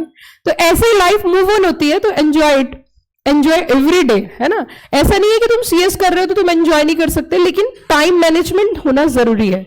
अगर किसी की लाइफ में टाइम मैनेजमेंट नहीं है तो आप सक्सेसफुल नहीं हो सकते। आगे चले, अब देखिए इधर एसोसिएशन ऑफ पर्सन की जब हम बात करते हैं तो हमने कहा दो तरीके के एसोसिएशन ऑफ पर्सन होते हैं। एक होता है बच्चों इनकॉर्पोरेटेड एसोसिएशन ऑफ पर्सन और एक होता है अनइनकॉर्पोरेटेड एसोसिएशन ऑफ पर्सन। हमने कहा हमें बिल्कुल समझ नहीं आया ये भाषा क्या लिखी हुई है, हम बहुत छोटे बच्चे हैं, मैम हमें सिंपल भाषा में समझाओ। मैंने कहा जी देखो ऐसा होता है कि बिजनेस करने के दो रास्ते हैं। एक रास्ता कानून के ऊपर चलता है, बिजनेस कानून के हिसाब से बनेगा, बिजनेस कानून के हिसाब से चलेगा, बिजनेस कानून के हिसाब से बंद होगा, wrapped by law है। दूसरा बिजनेस करने का रास्ता है आपके हिसाब से चलेगा, कानून का बहुत कम पालन आपको करना पड़ेगा।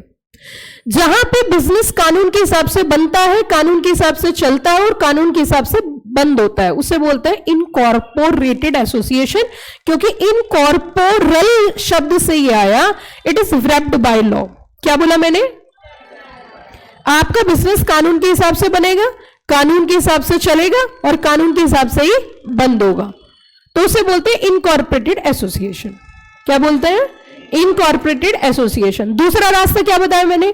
जहां पे कानून का ना के बराबर आपको प्रयोग करना है, आप अपने हिसाब से अपने बिजनेस को चला सकते हो। जैसे किसी को दुकान खोलनी है, आम के पत्ते लाए, बांधा, चाय बनवाई, लड्डू बटवाए, हवन कराया, लो जी चाय पिए, दुकान खुल गई। That is a unincorporated association, that is a unincorporated association. Simple सी बात समझ में आ रही है? गोलगप्पे की दुकान खोल ली, चाट की दुकान खोल ली, है ना, कपड़े की दुकान खोल ली, ग्रोसरी शॉप खोल ली, ब्यूटी पार्लर, खूबसूरत ब्यूटी पार्लर, जाते खूबसूरत हो जाओ। इट मींस इस तरीके से शॉप्स ओपन कर लेना। These are the unincorporated association of business. Clear? You all clear? अब हम बात करेंगे सबसे पहले इनकॉर्पोरेटेड एसोसिएशन ऑफ पर्सन। इसमें क्या होता है? अभी मैं आपसे अगर एक क्वेश्चन पूछने लगूं, देखो सब चीजों को ना बेस से समझो, मतलब आसान तरीके से समझो, टफ नहीं। जब हमसे कोई पूछ रहा है कि मुझे बिजनेस करना है, हमने कहा कितने रास्ते हैं? दो। एक रास्ता किसके हिसाब से चलता है और दूसरा इस रास्ता आपके हिसाब से। लेकिन जो कानून के हिसाब से बिजनेस चलाते हैं उसके कुछ फायदे और कुछ नुकसान है। हमने कहा पहले फायदा बताओ, कि फायदा यह है कि अगर आज की डेट में आप सभी बच्चे सीएस कर रहे हो और 3 साल बाद तुम क्वालिफाई हो जाते हो, 2 साल बाद क्वालिफाई हो जाते हो, और क्वालिफाई होने के बाद आप अपने पापा के पास जाते हो कि पापा कि हाँ, पापा कि हाँ, कि मैं जो हूं, सुनना ध्यान से, कि मैं जो हूं पापा बिजनेस करना चाहता हूं। बिजनेस करना चाहता हूं? अभी तक क्या कर रहा था? पढ़ाई। अच्छा, अब बिजनेस करना चाहते तो उसके लिए क्या चाहिए? पैसा। ज्यादा नहीं पापा, बस 10 लाख रुपए दे दो कि हाँ बड़े हैं, आ गई। पापा ने सीएस कराई थी कि आप जॉब करोगे, लेकिन आप उल्टा क्या कर रहे हो? बिजनेस के लिए 10 लाख रुपए मांग रहे हो। और जो भी कोई जाके ऐसे बिजनेस के लिए 10 लाख रुपए मांगता है वो हमेशा बर्बाद करता है पैसों को, ये ध्यान रखना। जो भी कभी अपने पिताजी से, माताजी से जाके कहता है जी मैं तो बिजनेस करूंगा, हवाबाजी में, वो हमेशा पैसे बर्बाद करता है, 99.9%। क्योंकि बिजनेस कभी भी ऐसे होता ही नहीं है, बिजनेस का नियम ही अलग है। ज्यादातर बिजनेस सक्सेसफुल क्यों नहीं हो पाते? इसी वजह से, हवाबाजी की वजह से। हवाबाजी कैसे? कि बस पैसे ले लिए, दुकान खोल दी, दुकान कभी नहीं चलती, बिजनेस कभी नहीं चलता। बिजनेस को जीना पड़ता है, बिजनेस को जीना पड़ता है, बिजनेस को सीखना पड़ता है, बिजनेस को समझना पड़ता है। बिजनेस करने की चाहत होती है मन से, दिल से। बिजनेस में वो व्यक्ति सक्सेसफुल है जो बिजनेस में पैसे के लिए नहीं, एंजॉयमेंट के लिए आया है, उसका मन है उस चीज में, वो पैशनेट है, वो सक्सेसफुल है। लेकिन ज्यादातर लोग बिजनेस कैसे करते हैं? क्या देख के करते हैं? बहुत पैसे आ रहे हैं यार, मैं भी कर लेता हूं। बिजनेस करने का सबसे पहला नियम होता है कि आपको एटलीस्ट कुछ टाइम तक वो किसी के यहां पे सेम बिजनेस में काम करना चाहिए। जैसे मैं छोटा सा एग्जांपल देती हूं, अपना नहीं दे रही, किसी और का एग्जाम्पल दे रही हूं। जैसे मान के चलिए आपको अपनी कोचिंग क्लासेस खोलनी है, ठीक है। अब आपने देखा जी मैम के क्लास में कितने बच्चे हैं जी, मैम की क्लास में इतने बच्चे हैं जी, नंबर मल्टीप्लाई कर दो 30 या 20,000 से, और जी छठे महीने फिर दोबारा इतने बच्चे आ जाते हैं जी, इतने पैसे छाप रहे हैं। ऐसे करके तुम सोच रहे हो अपने मन में, सोच लेते हैं बच्चे कि जी लाइफ में भी इतने बच्चे पढ़ रहे हैं, ये इंटू, अब नंबर फिगर नहीं बता सकती, गरीब आदमी है, समझो बात को। तो आपने इंटू कर लिया, बैठे बैठे पीछे वाला बच्चा बैठा जिस कुर्सी की नहीं, नंबर ऑफ स्टूडेंट्स की नहीं, अच्छे तो भर गई क्लास, और एक बच्चा 30,000 रुपये या 20,000 रुपये लेके आ रहा है, तो इतना तो मैम का खर्चा भी नहीं है, तो इन्होंने तो बहुत मोटा पैसा कमा लिया। अब बस यही सोच के सोचा अच्छा चलो ठीक है तो हम भी कोचिंग खोल लेते हैं, तो उन्होंने कोचिंग खोल ली। बिल्कुल नहीं चलेगी, बिल्कुल नहीं चलेगी, मैं पहले दिन बता रही हूं। कोचिंग खोलने का या बिजनेस करने का भी एक नियम होता है। 14 साल हो गए मुझे पढ़ाते पढ़ाते, 14 साल, जितनी आपकी उम्र है उसके 1-2 साल बाद ही मैंने पढ़ाना शुरू कर दिया था। इसको पहले सीखना पड़ता है।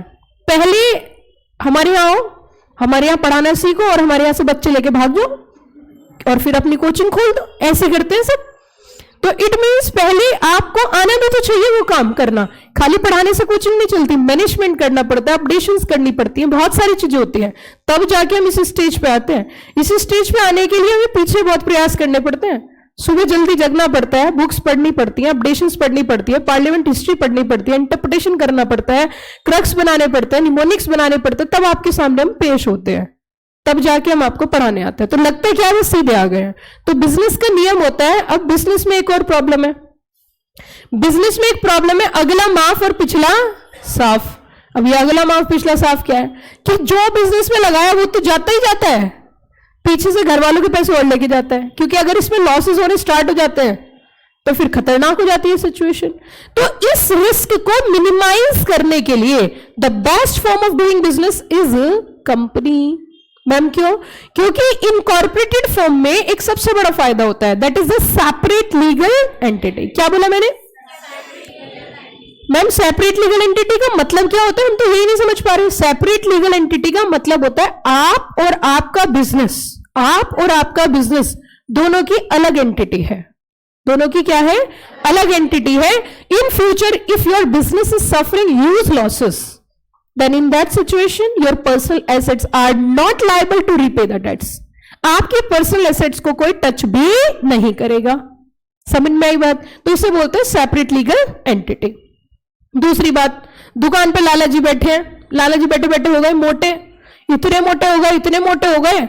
आपने सुना ही होगा लाला जी ने केला खाया, केला खाकर और लाला जी गिरे धड़ाम और मुंह से निकली हाय राम।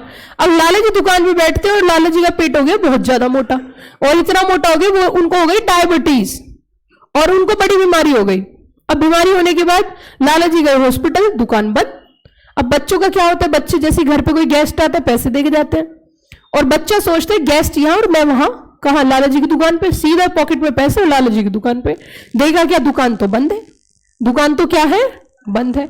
और अब तो दुकान खुली नहीं रही, कल भी नहीं, परसों भी नहीं, ग्राहक छूट जाएंगे, टूट जाएंगे, दूसरी दुकान पे शिफ्ट हो जाएंगे। ये सबसे बड़ा नुकसान होता है। लाला जी खत्म, बिजनेस खत्म, यस और नो। लेकिन वही अगर हम बात करें इनकॉर्पोरेटेड एसोसिएशन की, किसी के जीने से, किसी के मरने से, किसी के आने से, किसी के जाने से बिजनेस में कोई असर नहीं पड़ता। फॉर एग्जाम्पल रिलायंस, धीरू भाई अंबानी जी प्रमोटर थे, आज उनके बच्चे एंड बच्चों के बच्चे एंड बच्चों के बच्चे उस बिजनेस एम्पायर को चला रहे हैं, तो इसे बोलते हैं इनकॉर्पोरेटेड एसोसिएशन। मैम आपने फायदे की तो बात बहुत करी है, परंतु कुछ नुकसान भी तो होगा। मैंने कहा बहुत है कि क्या, कि बर्थ कैसे होगा, बोलो ना, लॉ से, तो डेथ भी कैसे होगी, और लॉ की नॉलेज किसे होती है, कंपनी सेक्रेटरी को। और कंपनी सेक्रेटरी किसी की कंपनी बनाएगा तो किसके थ्रू बनेगी, सीएस के थ्रू, और सीएस जब किसी की कंपनी बनाएगा तो फ्री में बनाएगा। कमर टूट जाती है बैठे बैठे प्लास्टिक की कुर्सियों पे, पूरे पैसे लेंगे जब आपका टाइम आएगा, यस और नो। 10 घंटे बैठना मामूली बात है, 8 घंटे बैठना मामूली बात है, 6-6 घंटे की क्लास होती है, मामूली बात है। कुर्सी में बैठ रहते हैं ऐसे, बैग उनके ऊपर होता है, पैसे पूरे वसूलेंगे कौन, कंपनी सेक्रेटरी। लेकिन कब, जब इनका टाइम आएगा। तो इसका मतलब कंपनी बनेगी तो फीस किसे देनी पड़ेगी, कंपनी सेक्रेटरी को। बनी कंपनी किसके हिसाब से, लॉ के हिसाब से, और लॉ की नॉलेज किसे, सीएस को। अब कंपनी चलानी है, कंपनी चलानी है तो ईजीएम करनी पड़ेगी, यस और नो, नोटिस भेजना पड़ेगा। सेक्शन 96 किसको आता है, कंपनी सेक्रेटरी का। तो किसकी हेल्प लेनी पड़ेगी? Company secretary. अब कंपनी चल नहीं रही, बंद करनी है, तो बंद करने के लिए वाइंडिंग अप की नॉलेज किसे? तो बुलाना किसे पड़ेगा? फिर पैसे खर्च होंगे। इसका मतलब ये सबसे बड़ी दिक्कत है। इनकॉर्पोरेटेड एसोसिएशन के केस में बर्थ कैसे होता है? अरे जोर से बोल दो, बर्थ कैसे होता है? तो डेथ भी कैसे होगी? कोई natural person, child natural person, company की सेहत पे कोई असर, लेकिन नुकसान क्या है? आएगा तो भी पैसा और जाएगा तो भी पैसा। कोई तो जीते जी पैसे लेता है, ये तो मरने के बाद भी पैसे लेंगे। यस और नो? कंपनी खत्म होगी तो भी पैसे से ही होगी। Are you got the point? समझ में आ गई बात? लेकिन वही अगर हम बात करें तो कंपनी भी दो तरीके से इनकॉर्पोरेट होती है। अब अगली बात सुनना काम की। कंपनी भी दो तरीके से इनकॉर्पोरेट होती है। एक है कंपनीज एक्ट 2013। आप कंपनीज एक्ट 2013 के तहत अपना रजिस्ट्रेशन कराओ और कंपनी स्टार्ट कर दो। दूसरा है, अगर आपको कंपनीज एक्ट 2013 के तहत कंपनी नहीं चलानी, then you have to pass a separate act by parliament. तो आप पार्लियामेंट से एक सेपरेट एक्ट पास कराओ। किससे बताया मैंने? पार्लियामेंट से सेपरेट एक्ट पास कराओ। अब पार्लियामेंट से जब सेपरेट एक्ट पास कराएंगे तो मुद्दे की बात यह है कि पार्लियामेंट जब सेपरेट एक्ट पास करेगी तो उसे बोलते हैं स्टैट्यूटरी कॉर्पोरेशन। क्या बोलते हैं? अब चिन्नी को बिजनेस करना है, मिन्नी को, मिंकी को, टिन्नी को, सिन्नी को, पिन्नी को, फलाने को, ढिकाने को, जिसको भी बिजनेस करना है, उन्होंने कहा जी हम तो सेपरेट एक्ट पास करा लेंगे। किससे? पार्लियामेंट से पास हो जाएगा? नो, हर एक कोई वहां से एक्ट पास नहीं करा सकते। एक्ट पास कराने के लिए कोई जेन्युइन रीजन और बेनिफिट सोसाइटी को होना चाहिए। मैं आपको एग्जाम्पल देके बता दूं जो सेपरेट एक्ट पास हुए हैं। बिल्कुल, ICSI, ICAI, ICMAI, SBI, LIC, UTI, ये तमाम जो नाम मैंने लिए, इन्होंने अपने सेपरेट एक्ट पास कर रखे हैं। किससे? पार्लियामेंट से। Are you got the point? तो बताओ, अब बिजनेस करने के कितने रास्ते हुए? दो। कौन कौन से? एक इनकॉर्पोरेटेड, दूसरा अनइनकॉर्पोरेटेड। लेकिन इनकॉर्पोरेटेड भी दो पार्ट में डिवाइड है। One is the companies act 2013 and second one is the separate act passed by. समझ आ रही है मेरी बात? पक्का पक्का, कच्चा कच्चा? बताओ जी, पक्का पक्का, कच्चा कच्चा? अब सुनो इधर। A single person distinct from members constituted it, having such legal rights to make a contract, can purchase any property. It come into existence either the company legislation. Yes, company legislation means what? Companies Act. Yes or no? 2013 से पहले क्या था? 1950. अभी कौन सा? 2013. Now, for example, RIL Rail, नहीं, Reliance Industries, TCS, SAIL, Tata, etc. or by separate act passed by Parliament is known as statutory corporations. For example, LIC, GIC, SEDB, ICSI, ICI, etc. Clear या all clear? पक्का पक्का, कच्चा कच्चा? जी, government के under कुछ नहीं, ऐसे कुछ नहीं होता बेटा। गवर्नमेंट कुछ नहीं होती, आगे चल के पढ़ेंगे अभी, है ना? मेरे साथ साथ चलो बस आप। इन्होंने सेपरेट, वो गवर्नमेंट कंपनी होती है। वो गवर्नमेंट कंपनी वो होती है जिस कंपनी में अगर किसी गवर्नमेंट ने 51% और मोर कैपिटल होल्ड कर रखे तो उसे गवर्नमेंट कंपनी बोलते हैं। ठीक है बेटा? चलो, अब इनको अनइनकॉर्पोरेटेड एसोसिएशन का मतलब क्या है? mere collection of individuals, for example partnership firm, that is means that are not registered under the act, do not have any legal entity. कोई legal identity उनकी नहीं होती। अब बताओ, क्या कंपनी एक तरीके की होती है? एक से अधिक तरीके की भी हो सकती है जी? एक से अधिक तरीके की भी हो सकती है। बताओ जल्दी। एक पॉइंट समझाने के लिए, सेक्शन नंबर 1 समझाने के लिए मुझे आपको इतनी सारी बातें समझानी पड़ी, क्योंकि अगर डायरेक्ट मैं आपको यही समझा देती तो एक मजा नहीं आता, लिंकिंग नहीं हो पाती। अब सुनो, प्यार से सुनो फिर दोबारा से। अगर सेक्शन नंबर, देखिए कंपनीज एक्ट अपने आप में बहुत वास्ट है और इसमें लिंकअप करना पड़ता है। आपको लगता है this is a plain English? क्या ये प्लेन इंग्लिश है? बताइए दीदी प्लीज, नो टॉकिंग, नो छोटा बम बड़ा धमाका। पीछे वाली बच्ची, बेटा बोलना नहीं है। ठीक है, अब सुनिए मेरी बात। हमने यहाँ पे बात करी, देखो यहाँ पे फेस टू फेस वाले जो बच्चे बैठे हैं, इसे बंद कर लो। फेस टू फेस वाले जो बच्चे बैठे हैं उनको मैं बोलने नहीं दूंगी यहाँ पे। पूछो क्या, बताइए, फेस टू फेस वाले बच्चे क्यों नहीं बोलेंगे? उनको क्यों नहीं बोलने दिया जाएगा? ज्यादा पैसे लिए ना बोलने के, नहीं तो लाइव घर से पढ़ लेते। और अगर तुम लोग यहां बैठ के भी बोलते हो तो फिर मेरा तो कोई फायदा नहीं, भगवान पाप देगा मुझे। क्यों क्यों देगा पाप? क्योंकि पैसे किस लिए लिए? ताकि बच्चे क्लास में बात ना करे, सिर्फ पढ़े, सिर्फ पढ़े। इसीलिए आपके पेरेंट्स 15 से 20 हजार रुपए एक्स्ट्रा देते हैं। और वही काम अगर तुम यहां बैठ के कर रहे हो, अब घर पे क्या होता है, घर पे आपकी क्लास चल रही है, पीछे वाली आंटी आ गई, मम्मी कह रही एक कप चाय लिया, एक कप चाय, बेटा एक कप चाय दे जा। आप कह रहे हो तुम दोनों में क्लास चल रही हो, कितनी बदतमीज लड़की है, 1 मिनट में कुछ बिगड़ जाएगा तेरा, पढ़ते पढ़ते चले जा। अब वहां पे एक कप चाय चल रही है, आंटी की बुराई चल रही है, इधर मैम की क्लास चल रही है, हो गया उच पूछ, बस हो गया, होगी क्लास। वहां सारी कहानी तो माहौल की है, सारी कहानी तो माहौल की है। उनके लिए सिर्फ कुछ मिनट थी, यहां पूरा टॉपिक खत्म हो गया। कुछ मिनट थी, क्लास भी तो कुछ देर की ही चलती है, पूरे दिन थोड़ी ना चलती है। और उसी टाइम पे कोई गेस्ट आ गया, और गेस्ट आ गया तो फिर तुम समझते ही हो, एंड स्पेशली मामा आ गए तो जा बेटा पनीर लेके आई हो, मदर डेयरी जाना, जरा 1 किलो पनीर लेके आए। क्यों? मामा जी आ रहे हैं। और नहीं गए तो भी फंसे, और नहीं गए तो भी फंसे। अब जाने से मना कर दिया तो मम्मी बोलेगी तेरी शादी में इतने सॉरी पैसा लाएगा तेरा मामा, पनीर लिया अभी 1 किलो। ये देखो लालच दिया जा रहा है, अननेसेसरी लालच दिया जा रहा है। तो इट मींस लाइव क्लास का जो है वो बहुत सारे डिसएडवांटेजेस हैं। ये तो लाइव क्लास तो उन बच्चों के लिए है जो अफोर्ड ही नहीं कर पा रहे, दिल्ली में नहीं है, दिल्ली के आसपास पैदा नहीं हुए, दिल्ली में पैदा नहीं हुए, दूर हो गए कहीं दूर। अब दूर पैदा हुए, वहां पे क्या है कि यार रहने का ही खर्चा इतना ज्यादा आता है, उतनी कोचिंग का नहीं आता। कोचिंग का खर्चा कम है और रहने का खर्चा ज्यादा है, तो उनकी है मजबूरी। लेकिन अगर आप क्लास में बैठे हो, आप अगर क्लास में बैठे और क्लास में बैठ के पढ़ रहे हो, तो जो क्लास हो सकती है ना, पहले सुनना था, हमने अपने टाइम में सुना था कि कभी, अब तो कंप्यूटर से पढ़ाई हुआ करेगी, लेकिन वो बस लॉकडाउन में ही अच्छी लगी है। अब तुमने देख लिया लॉकडाउन में, पता चल गया ना कितनी अच्छी पढ़ाई होती है कंप्यूटर से। अभी जो बच्चे 11th 12th करके आए उनसे पूछ लो, bank account debit to cash account करते हैं वो सीधा, ठीक है, कितनी अच्छी पढ़ाई हुई। और मैम भी कितना अच्छा पढ़ाते थे, टीचर्स भी पढ़ाने में ऐसे इंटरेस्ट लिया है, बस ऊपर की ड्रेस पहनते थे, नीचे लोअर पहन के रखते थे पूरा दिन, ऐसी क्लास चलती थी। बीच में बच्चा रोया, अभी आए 2 मिनट में अभी आए, बच्चे को टैकल करने पहुंचे, गैस घंटी बजा रहे हैं, घंटी, टाई लगा रखी है, शर्ट पहन रखी है, नीचे शॉर्ट्स पहन रहा है, कुरियर वाला आया देख रहा, भाई कौन सी ड्रेस पहन रहा है। ये कहानी चलिए लॉकडाउन में। तो इट मींस कहीं ना कहीं आपको समझ में आ गया होगा लाइव कैसे ऑनलाइन पढ़ाई होती है। फेस टू फेस में जितना अच्छा पढ़ सकते हैं उतना लाइव में नहीं पढ़ सकते। लेकिन कई बार बच्चा सोचता है कि फेस टू फेस नहीं करने की, क्यों कि फेस टू फेस इसलिए नहीं पढ़नी, जाने में 1 घंटा खराब होता है, मेट्रो से 1 घंटा लगता है, मतलब उसे खराब करना बोल रहे हैं, और उस 1 घंटे को बचाने के चक्कर में पूरा दिन खराब घर का।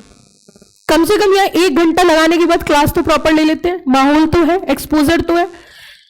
आप इस समय बज रहा है 1:30 बज रहा है, मतलब 13:37 हो रहे हैं, तो 1:37 हो रही है ना, 1:37 सही बोल रही हूं ना मैं? हाँ, 1:37 हो रही है। भगवान की कसम लंच करने के बाद ना तो पढ़ने का मन करता ना पढ़ाने का। तो जब हम नहीं पढ़ा सकते लाइव क्लास में, घर पे इतनी प्रॉब्लम होती है कि खाना खाने के बाद ऐसा लगता है आज तो बच्चे बस ना ही पढ़े तो ही अच्छा है ना, फीलिंग आती है ऐसी, तो बच्चे कैसे पढ़ सकते हो? तो लाइव में तो कोई चांस ही नहीं है कि 1:30 बजे, दोपहर के 1:30 बजे बच्चा क्लास ले रहा है, नॉट पॉसिबल। अभी यहाँ पे लाइव में पता है जितने बच्चे थे उसमें से जाने लगे, क्यों? कुकर की सीटी, आवाज, चावल की खुशबू, पहुंच गए लंच करने, क्योंकि लाइव क्लास है। बट फेस टू फेस में आपको भूख लग रही है, कुछ बच्चे मैक्रोनी लेके आए, पर बेचारे 2 चम्मच खा के बैग में घुसा ली, बाद में देखेंगे मैम आ गई। नहीं, ये फायदा है फेस टू फेस क्लास का। वो खा भी नहीं सकते अपनी मर्जी से, वो तभी खाएंगे जब उनको टाइम मिलेगा। अरे गॉट द पॉइंट। अब घर पे क्या होता है, मैक्रोनी बनने से पहले कढ़ाई में मुंह डाल के 2-4 तो वहीं खाए थे, ठीक है। तो ये एक नुकसान है लाइव क्लास का। अब आप इधर आ जाइए फटाफट से, जल्दी आइए फटाफट। जब हम बात करते हैं कंपनीज एक्ट 2013 की सेक्शन नंबर 1 की, तो सेक्शन 1 पढ़ने से पहले हमें बहुत काम करना पड़ता है। जैसे कि हमने कहा कि क्या, अब फिर दोबारा से वही क्वेश्चन जिससे शुरुआत करी थी कि कंपनी की सिर्फ एक ही तरीके की होती है? नहीं जी, कंपनी एक तो वो होती है जो कंपनी एक्ट के तहत चलती है, और कुछ कंपनीज ऐसी होती है जिनका सेपरेट एक्ट है। अब क्वेश्चन फिर दोबारा से सुनो, क्या कंपनीज एक्ट 2013 जो है, अगर हम कंपनीज एक्ट 2013 की बात करें तो क्या सिर्फ वो उन कंपनीज पे लागू होगा जो कंपनी एक्ट के तहत बनी है, या सेपरेट एक्ट पे भी लागू हो जाएगा? सोच के बताओ, जवाब दो सारे बच्चे। जो सेपरेट एक्ट से पास हुआ है उस पे भी लागू होगा या सिर्फ? बोलो। बताओ जल्दी से। सेपरेट एक्ट के तहत जो कंपनीज बनी है उन पे भी कंपनी एक्ट लगना चाहिए, या बस उन्हीं पे लागू होना चाहिए जो कंपनीज एक्ट 2013 के तहत बनी है? नहीं होगा। मन से बताओ, सोच के बताओ, क्या हो?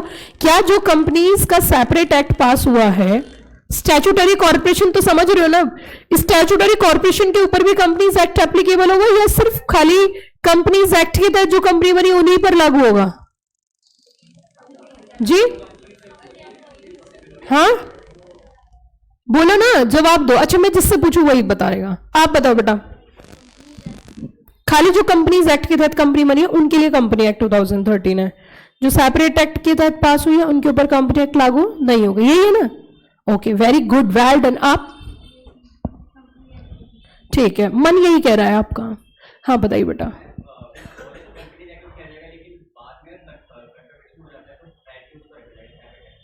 हाँ,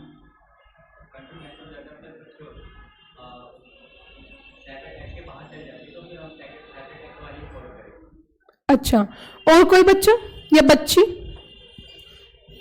मेरा क्वेश्चन समझ में आया? पहले बताओ क्या क्वेश्चन है मेरा। कि companies act 2013 is applicable only to those companies who are registered under company act 2013 or separate act passed by parliament, either applicable to both or a single? Single और बोथ? हाथ उठाओ सिंगल वाले। जो single है वो हाथ उठाओ।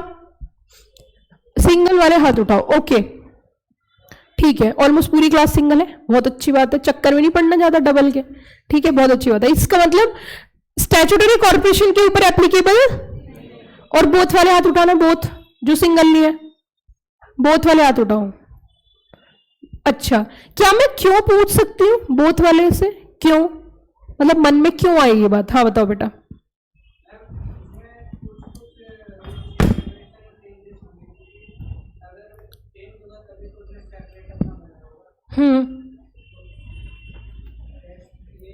Applicable होना चाहिए, नहीं होना चाहिए?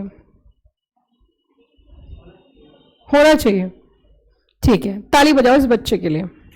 ये बहुत आगे जाएगा, लेकिन हवा में नहीं उड़ना, क्लास पूरी पढ़नी है। ठीक है, हाँ, तो ताली बजाओ, अच्छी वाली ताली बजाओ सारे बच्चे। बहुत अच्छा जवाब बच्चों। सुनिए ध्यान से, कंपनीज एक्ट 1956 की बात चलते हैं, में चलते हैं। कंपनीज एक्ट 1956 में एक आता कि अलग अलग सेक्शंस दिए थे फॉरेन डेट की सीक्वेंस में, कि अगर कोई इंश्योरेंस कंपनी है, अगर कोई इलेक्ट्रिसिटी कंपनी है, तो वो उनके ऊपर भी कंपनी एक्ट लागू हो सकता है। हमने कहा क्यों लागू होगा, कि लागू क्यों होगा, आप थोड़ा सा समझिए। Companies act 2013 is a special act, specially जो बना है कंपनीज को रन करने के लिए। राइट और रॉन्ग? अगर कोई सेपरेट एक्ट पास हुआ है तो हो सकता है वहां पे कंप्लीट प्रोविजंस ना हो कंपनी को बनाने के लिए और कंपनी को बंद करने के लिए। हो सकता, नहीं हो सकता? तो यहां पे सेक्शन 1 ने कहा कि एक बात सुनो, कि क्या, जरा देखो, पहले ए बी सी और डी, डी तक पढ़ो, चलो ज्यादा मत पढ़ो, A B C D point पढ़ो जल्दी से। ए बी सी डी,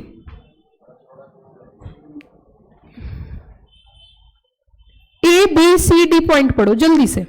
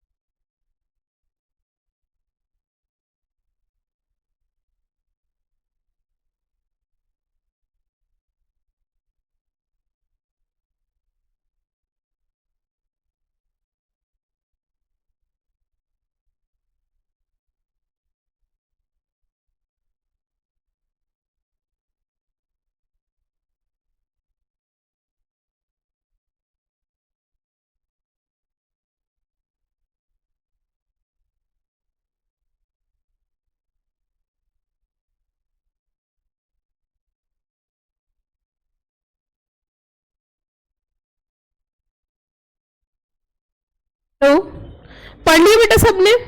अब मेरे साथ साथ पढ़ो, सुनो ध्यान दो। यहां पे वर्ड यूज किया गया कंपनीज, लेकिन कंपनीज क्यों शब्द यूज हुआ? इनकॉर्पोरेटेड अनइनकॉर्पोरेटेड एकदम टॉपिक क्लियर है। अब सुनो, companies incorporated under this act, companies incorporated under this act और under any previous company law, और under any previous company law. सुनो ध्यान से, अब हम एप्लीकेबिलिटी की जब बात करेंगे तो हमें एक बात समझ में आई कि भैया जब हम एप्लीकेबिलिटी की बात कर रहे हैं तो सबसे पहले आप मुझे बताओ, क्या न्यू कंपनीज के ऊपर एप्लीकेबल होगा? New companies means what? जो कंपनी कंपनी एक्ट के तहत रजिस्टर हुई है, यस और नो? क्या ओल्ड कंपनीज के ऊपर लागू होगा? ओल्ड मतलब क्या? जो 1956 के तहत बनी है। प्रीवियस कंपनी लॉ का मतलब तो 1956 हुआ। पॉइंट नंबर 2, अब देखो जरा आगे कहता है इंश्योरेंस कंपनीज है कि हाँ इंश्योरेंस कंपनीज के ऊपर भी लागू होगा, लेकिन बाद में कोमा है। बाद में क्या है? कोमा हमें ठहराव देता है, कहता है रुको रुको। कोमा का मतलब क्या होता है?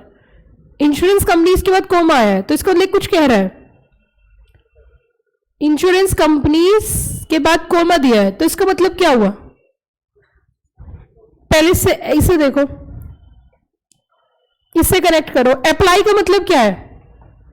Companies act 2013 is also applicable to insurance companies, ये हो गया मतलब। लेकिन आगे इन्होंने कोमा लगा दिया, इन्होंने कहा रुको। कोमे का मतलब होता है रुकना, अलग कर दिया। Except, except in so far said provisions which are inconsistent with the provision of insurance act और IRDA एक्ट, IRDA एक्ट और इंश्योरेंस एक्ट। अब ये कहानी हमें समझ में नहीं आई जी। ये कहानी क्या है? ये कहानी आपको समझनी होगी। जैसे कोई एक्स लिमिटेड है, ठीक, और एक्स लिमिटेड इंश्योरेंस कंपनी का इंश्योरेंस का बिजनेस करना चाहती है, तो इंश्योरेंस बिजनेस करने के लिए वो खाली एजेंट बन सकती है, यस और नो? या फिर वो कोई कंपनी बना सकती है? नहीं समझ में आया? कंपनी का काम क्या है? इंश्योरेंस कराना। तो ऐसी स्थिति में उसको क्या करना पड़ेगा? इंश्योरेंस एक्ट के तहत, इंश्योरेंस एक्ट 1938 जो पारित किया गया है उसके प्रोविजन का पालन करना है। लेकिन आगे एक और बात बोली, IRDA act. IRDA is a regulatory authority. ये क्या है? जो इन्हें क्या करती है? रेगुलेट करती है। इन्होंने कहा जो कंपनी इंश्योरेंस कंपनीज है उनके ऊपर भी कंपनी एक्ट लागू होगा। लागू तो होगा, लेकिन मतलब कॉमा आ गया, लेकिन उन प्रोविजंस को छोड़कर जो प्रोविजंस कंपनी एक्ट के साथ कॉन्ट्राडिक्ट करते हैं, इनकंसिस्टेंट है। किस किस के? या तो इंश्योरेंस एक्ट के या IRDA एक्ट के। मैम सच कह रहे, ईमानदारी से, भगवान कसम समझ नहीं आया। सुनो, दोबारा सुनो, ध्यान से, प्यार से सुनो, बिल्कुल प्यार से समझना। मैंने कहा इंश्योरेंस कंपनीज जो है उनके ऊपर भी कंपनी एक्ट लागू होगा, एक तो ये बात हो गई। लेकिन वहां पर लागू नहीं होगा जहां पर इनका स्पेशल एक्ट इनकंसिस्टेंट है कंपनी एक्ट के साथ। अब इंश्योरेंस कंपनीज का स्पेशल एक्ट कौन सा है? Insurance act. और अथॉरिटी कौन सी है? IRDA। ये तो स्पेशली इंश्योरेंस कंपनीज के लिए बनी है। कंपनीज एक्ट तो सब कंपनी पे लागू होता है, चाहे वो किसी का भी काम कर रही है, लेकिन इंश्योरेंस एक्ट तो सिर्फ उन कंपनीज पे लगता है जो इंश्योरेंस कंपनी है। आई एम राइट और रॉन्ग? हम कह सकते हैं insurance act is a special act, yes और no? And companies act is a general act. Companies act के प्रोविजन तो हर एक कंपनी पे लगेंगे, लेकिन इंश्योरेंस एक्ट के प्रोविजन तो सिर्फ इंश्योरेंस कंपनीज पे लगेंगे। इसका मतलब क्रक्स ये हुआ कि इंश्योरेंस कंपनीज के ऊपर भी कंपनी एक्ट के प्रोविजन लागू किए जाते हैं, लेकिन वहां नहीं किए जाते जहां कंपनी एक्ट का और इंश्योरेंस एक्ट के बीच में टकराव है, इनकंसिस्टेंट है वहां पर इंश्योरेंस एक्ट के ही प्रोविजन लागू होंगे। नहीं समझ आया?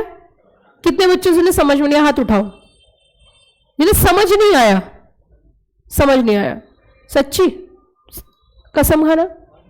आहा, बहुत अच्छी बात है, बिल्कुल सही बात है। जिसे समझ नहीं आया उसे बोलना है। हमने कहा क्वेश्चन नंबर 1, क्या कंपनीज एक्ट इंश्योरेंस कंपनीज पे लगेगा? Answer is yes. तो कब नहीं लगेगा? अगर इंश्योरेंस एक्ट के प्रोविजन कंपनी एक्ट के साथ कॉन्ट्राडिक्ट कर रहे हैं तो वहां नहीं लगेगा, सिर्फ वैसे कंपनीज एक्ट के प्रोविजन लागू होंगे। मैम एग्जांपल देखिए, बताइए। सपोज कंपनीज एक्ट के प्रोविजन कहते हैं कि आपको बैलेंस शीट इस फॉर्मेट में बनानी है, आपको डिस्क्लोजर्स करने हैं, लेकिन इंश्योरेंस एक्ट कहता है हमें डिस्क्लोजर्स नहीं करने। तो कंपनी एक्ट के अंदर ये लिखा है कि आप इंश्योरेंस एक्ट की बात मान लो। क्यों? क्योंकि यहां पे हमारा क्या हो गया? टकराव हो गया, इनकंसिस्टेंट प्रोविजन हो गए। क्योंकि insurance act is a special act which basically deals to the insurance companies and companies act is a general act which applies to every company, either the insurance company or any kind of company. Clear या all clear? पहले बताइए, point समझ में आया? इसका मतलब हम कह सकते हैं इंश्योरेंस कंपनीज के ऊपर भी कंपनी एक्ट लागू होगा। अब और आगे चलते हैं। बिल्कुल इसी तर्ज पे आगे प्रोविजन दिए हैं, बिल्कुल इसी तर्ज पे आगे के प्रोविजन दिए हैं। आगे के कैसे? जैसे बैंकिंग कंपनीज है, बैंकिंग कंपनीज में क्या लिखा है? सेम वही। बैंकिंग कंपनीज के ऊपर भी कंपनीज एक्ट लागू होगा, लेकिन सिर्फ उन प्रोविजंस को छोड़कर जो इनकंसिस्टेंट है। और किस एक्ट के साथ इनकंसिस्टेंट है? Banking regulation act. आगे बेटा समझ में, तीसरा पॉइंट पढ़ो। इलेक्ट्रिसिटी कंपनीज, जो कंपनीज इलेक्ट्रिसिटी जनरेशन में इन्वॉल्व है या सप्लाई में, या तो जनरेट कर रही है या सप्लाई कर रही है, उनके ऊपर भी कंपनी एक्ट लागू होता है, लेकिन सिर्फ कौन से वाले प्रोविजन छोड़ के? जो इनकंसिस्टेंट है किसके साथ? इलेक्ट्रिसिटी के साथ। Except in so far said provisions which are inconsistent. आगे देखो, any other company governed by any special act, जिसे हम क्या बोलते हैं? Statutory corporation. क्या बोलते हैं बताना जरा? तो उनके ऊपर भी लागू होगा, सिर्फ उन प्रोविजंस को छोड़कर जो स्पेशल एक्ट के प्रोविजन कॉन्ट्राडिक्ट, इनकंसिस्टेंट है किसके साथ? Companies act. Such body corporate incorporated by any act, किसने इनकॉर्पोरेट करी है? तो सेंट्रल गवर्नमेंट या नोटिफिकेशन के थ्रू, उनके ऊपर भी होगा, इनके ऊपर लागू नहीं होगा। Incorporated company act 2013 is not applicable to the unincorporated companies. मतलब हम कह रहे हैं कि अनइनकॉर्पोरेटेड कंपनीज के ऊपर कंपनीज एक्ट लागू नहीं होगा। लेकिन इसमें भी कुछ पॉइंट लिखे हुए हैं और कुछ बातें लिखी हुई हैं, पढ़िए जरा एक बार और मजा आएगा आपको। By virtue of section number 464,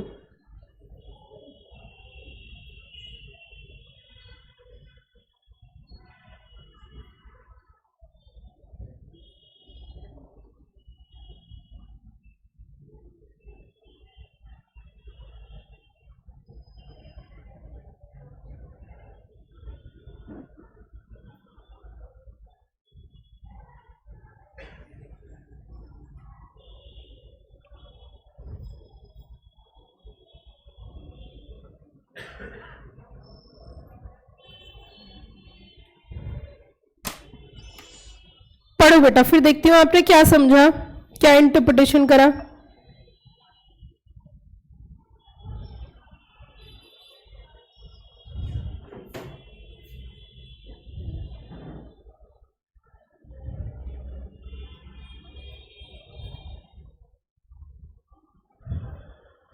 समझ में आ गया सब बच्चों के? किस किस बच्चे को, कौन बच्चा इसकी इंटरप्रिटेशन करेगा? इंटरप्रिटेशन कौन करेगा? यस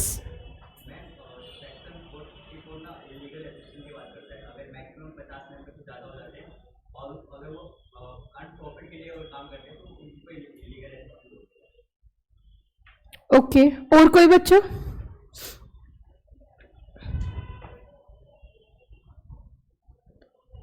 और कोई बच्चा क्लास में?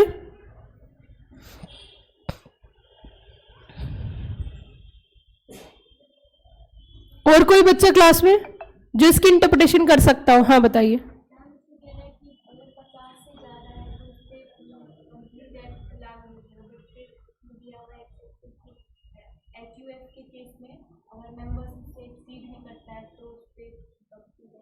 नहीं होगा। अच्छा और कोई? हाँ बताइए।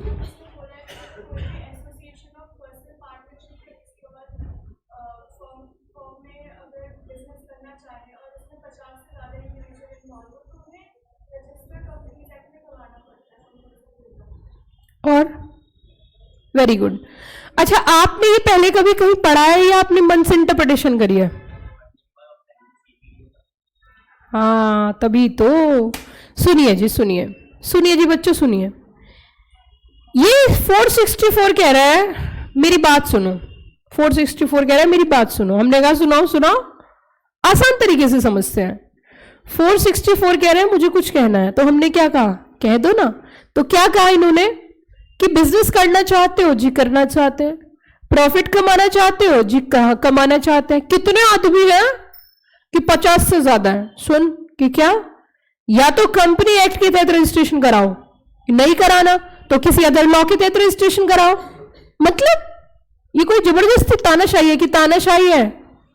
या तो कंपनीज एक्ट के तहत रजिस्ट्रेशन कराओ या किसी एनी अदर लॉ के तहत रजिस्ट्रेशन कराओ, लेकिन रजिस्ट्रेशन कराना जरूरी है। लेकिन अगर लिमिट कितनी है? 50 से ज्यादा। ये लिमिट 100 भी हो सकती है, पर अभी 50 है। ये लिमिट 100 भी हो सकती है, लेकिन अभी लिमिट क्या है? 50 है। 464 ये कह रहे हैं रजिस्ट्रेशन कराओ। हमने कहा हम नहीं करा रहे। तुम क्या कर लोगे? हम नहीं करा रहे। हम 60 आदमियों के साथ बिजनेस करेंगे, प्रॉफिट कमाएंगे, पार्टनरशिप चलाएंगे। तुम क्या कर लोगे? क्या कर लोगे तुम? ये बात हम बोल रहे हैं, बताओ क्या कर लोगे? हैं? क्या कर लोगे बताओ? कोई बात नहीं, तो करो बिजनेस, ज्यादा नहीं, बस 1 लाख रुपए तक की पेनल्टी है। और जो भी लायबिलिटी होंगी ना बिजनेस में, उसके लिए यू आर पर्सनली लायबल। अगर तुमने हमारी बात नहीं मानी, वो इलीगल एसोसिएशन हो जाएगा। क्या हो जाएगा? बोलो जल्दी से, क्या हो जाएगा? तो लीगल एसोसिएशन कब रहेगा? जब वो अपना क्या कराएगा? किसके तहत? देखो, या तो कंपनी एक्ट के तहत रजिस्ट्रेशन करा लो, नहीं तो किसी अदर लॉ के तहत करा लो। और तुमने अगर रजिस्ट्रेशन नहीं कराया कि हम तो नहीं कराएंगे, तो कॉन्ट्राडिक्शन हो जाएगा। और कॉन्ट्राडिक्शन हो जाएगी तो पेनल्टी बताइए, विच में extend to ₹1 lakh and also be personally liable for all liabilities incurred in such business। लेकिन अगली बात सुनो, ये सेक्शन 2 जगह एप्लीकेबल नहीं होता है। कहां कहां और क्यों नहीं होता है, उसका भी लॉजिक समझेंगे। अगर कोई हिंदू अनडिवाइडेड फैमिली बिजनेस है और उसमें 50 से ज्यादा हो गए, तो इसका मतलब ये नहीं है कि वो रजिस्ट्रेशन कराएंगे, वो HUF चला सकते हैं। मैम बात बिल्कुल समझ नहीं आई, दोबारा बताओ। मैंने कहा अगर कोई HUF है, HUF क्या होता है? Hindu undivided family business. अगर HUF के फॉर्म में आप बिजनेस करते हो तो आपको रजिस्ट्रेशन कराना कंपलसरी नहीं है, अगर आपकी लिमिट 50 से भी ज्यादा हो जाती है। अब ये तो है नहीं बिजनेस की वजह से लोग बच्चे नहीं करेंगे। भाई HUF क्या होती है? हिंदू अनडिवाइडेड फैमिली बिजनेस, और उसमें फैमिली के अपने बच्चे होते हैं। अब ये थोड़ी ना इनकी वजह से वो अपनी फैमिली के बिजनेस सेक्शन की वजह से अपने बच्चों के बच्चे ही नहीं होने देंगे। कहेंगे ना ना बच्चा नहीं करना, क्यों? रजिस्ट्रेशन कराना पड़ जाएगा, लिमिट लगी हुई है। तो ऐसे तो पॉसिबल है नहीं। तो इसीलिए यहां पे इन्होंने कहा किसको छोड़कर नहीं अप्लाई होगा 464, किसके ऊपर? अब मैंने सिर्फ ये देखो, ये सिर्फ सेक्शन लिखा हुआ है, लेकिन मैंने आपको इसका लॉजिक बताया ऐसा क्यों, इसके पीछे क्या वजह है। तो एक तो HUF के ऊपर लागू नहीं होगा। दूसरा, अगर कोई एसोसिएशन है या पार्टनरशिप है और वो प्रोफेशनल्स जो है किसी स्पेशल एक्ट से गवर्न है, जैसे कि LLP, तो उसके ऊपर ये लागू नहीं होगा। क्यों? क्योंकि वो ऑलरेडी किसी अदर एक्ट के तहत क्या है? रजिस्टर्ड है, तो उनके ऊपर भी ये लागू नहीं होगा। लॉजिक समझ में आया? 464 समझ में आया? Section number 1। सेक्शन नंबर 1 में अब ये बताओ क्या कंपनीज एक्ट एक कंपनी पे लगता है या एक से अधिक कंपनीज के लिए है? लॉजिक समझ में है कि कंपनीज, क्या वर्ड यूज किया? कंपनीज। कानून में लिखा हुआ एक एक शब्द लॉजिक से होता है और उसके पीछे कोई ना कोई वजह होती है, और वो वजह अगर आपको पता चल जाती है तो प्रोविजन अपने आप समझ में आ जाता है।